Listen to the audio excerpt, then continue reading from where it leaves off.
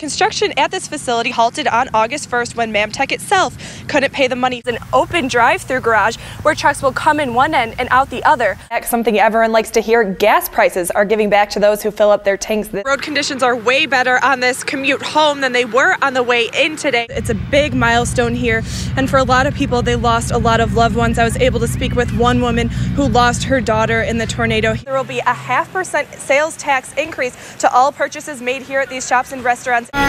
Friends, family, firefighters, and the community welcome and honor Corporal Todd Nicely for his service to our country. It started in Manhattan at Ground Zero, and the soldiers picked up the flag and took it off to those foreign lands that were threatening our country. That threat is still there today, and the kids, unfortunately, are coming back wounded.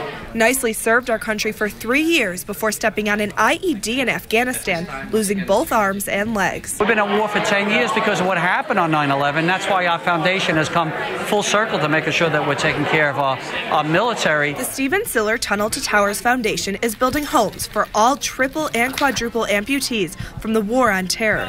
Nicely's new home will be the second one built. It's just overwhelming to think that so many people want to help. There's nothing here right now, but the plan is to have a home here on the lake ready for the Niceleys to move into in May. Cabinets are high and there's certain places that I can't reach, and so it gets a little frustrating at times, but you know, we make it manage for now. That's just one of the things that should become easier with the new home. Off an iPad, you're going to be able to work a remote and just picture no bottoms on the cabinets, and the shelves will come down, and so he can just reach up and get something off a shelf. Some bad things happen. It doesn't mean you can't laugh, you can't smile, and you can't have fun, even though there is heartache in life.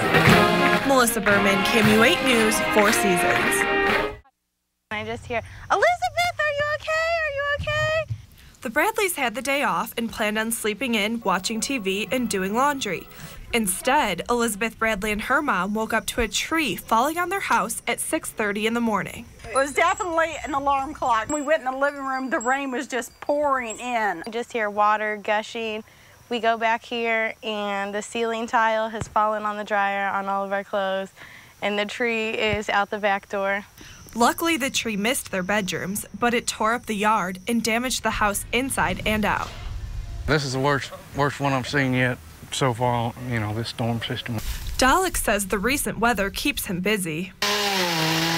It's definitely booming. It's hard to keep up right now. And a tree this big could take about 6 or 7 hours to clean up. For now, the Bradleys are waiting and hoping the rain stays away until their roof can be fixed. Melissa Berman, KMU8 News, Huntsville. For years, no one spoke publicly about the tragic crash that happened over Unionville, Missouri. No reports and no information online. This lack of talk about such a tragic event sparked the interest of a young man in New Zealand. His curiosity led him to start a blog about the flight, attracting the attention of a Unionville historian and families of the victims. Conversations grew and led to families and friends reconnecting over the weekend in Unionville for the anniversary. It was a roller coaster of emotions, actually. It was, you know, I had to fight the tears the whole day.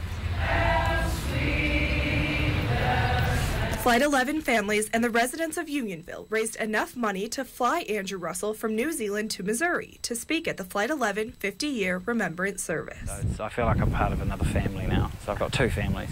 I happened to get on his blog, and gradually all these families started to get in touch with me. And as the years passed, I become part of their family. And I listened to their heart-wrenching stories. And I would pain myself every time I heard it. Our daddy had such a joyous life. Dwayne Crawford was one of the first people to respond to Russell's Flight 11 blog, and together their efforts helped to create the first ever memorial for the flight just 2 years ago. On a stormy night, May 22, 1962, 37 passengers and 8 crew boarded Continental Airlines Flight 11 in Chicago, planning on landing in Kansas City.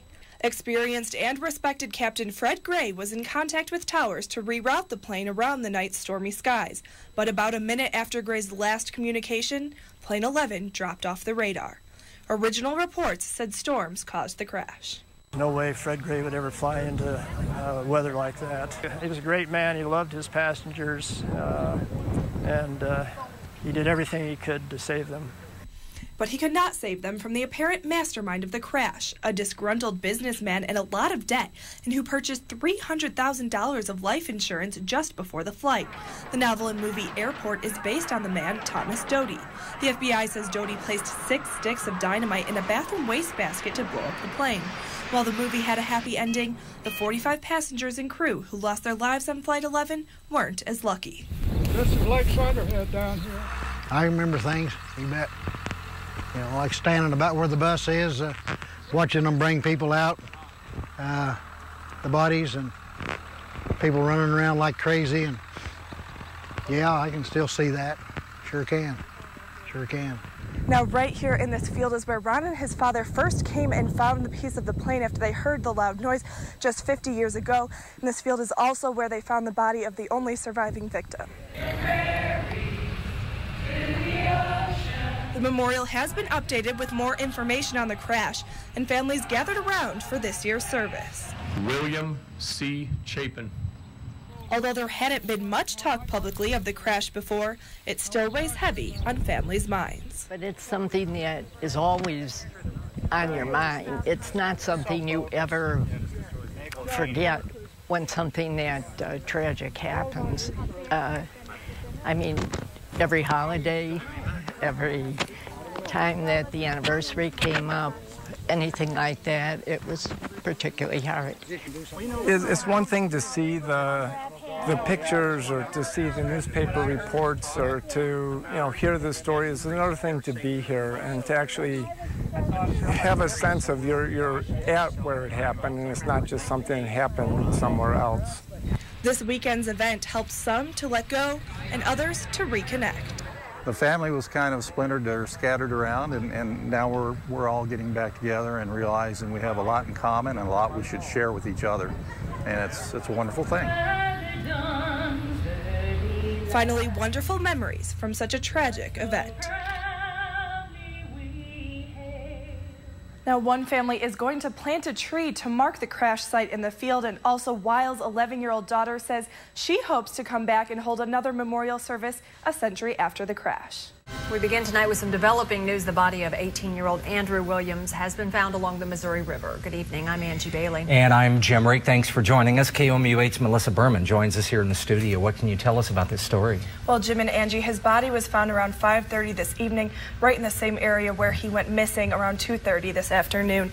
Now, Williams just came to town yesterday from St. Louis to stay here for the rest of the summer. He was with his 13-year-old cousin and uncle at the time he disappeared.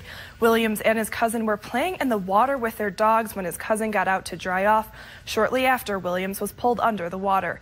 His uncle and cousin tried to form a human chain to save him, but unfortunately he was swept away. The Missouri State Highway Patrol and Boone County Fire and Rescue searched the water for 3 hours before finding his body. They said Williams did not know how to swim. Now, we spoke with Williams' 13-year-old cousin earlier this afternoon, and he was in shock and distraught, but he did tell us that Williams was a good guy who he looked up to and who taught him a lot. We are continuing to follow this story. Stay tuned for updates right here on KOMU8 News and KOMU.com. 104 command, all units clear to scene. That's the sound you're used to hearing when you think of a fire department. Now, this is all you hear. The Booneville Fire Department has stood at the corner of Main Street and Bingham for over 40 years. Crews began tearing down the old firehouse and digging ground for a new one based on Columbia Fire Stations this week. We literally just outgrew our old station. The 4 pieces of apparatus we had in there were literally bumper to bumper. You couldn't walk around the trucks. The new firehouse will be about 50,000 square feet larger than the old one and will sit right where it used to be. We're centrally located right where we are.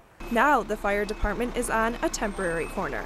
On the other side of Main and Bingham, a bank and the fire department found space to use while their new facilities are built. The way it's set up, it's a little tight getting in and out right now with traffic and everything. Firefighters will stop blocking traffic here on the corner of Main Street and Bingham when they back their trucks in. The new facility features an open drive-through garage where trucks will come in one end and out the other. Other features include larger living quarters separated from a public seating area. It's like a new home. Everybody's excited about a new place to live, and like I said, we spend majority, of our lives in the fire station. Now, the firefighters are waiting for the dust to settle for their new home. Sometimes you got to do what you got to do for the new. Melissa Berman, KOMU 8 News, Boonville.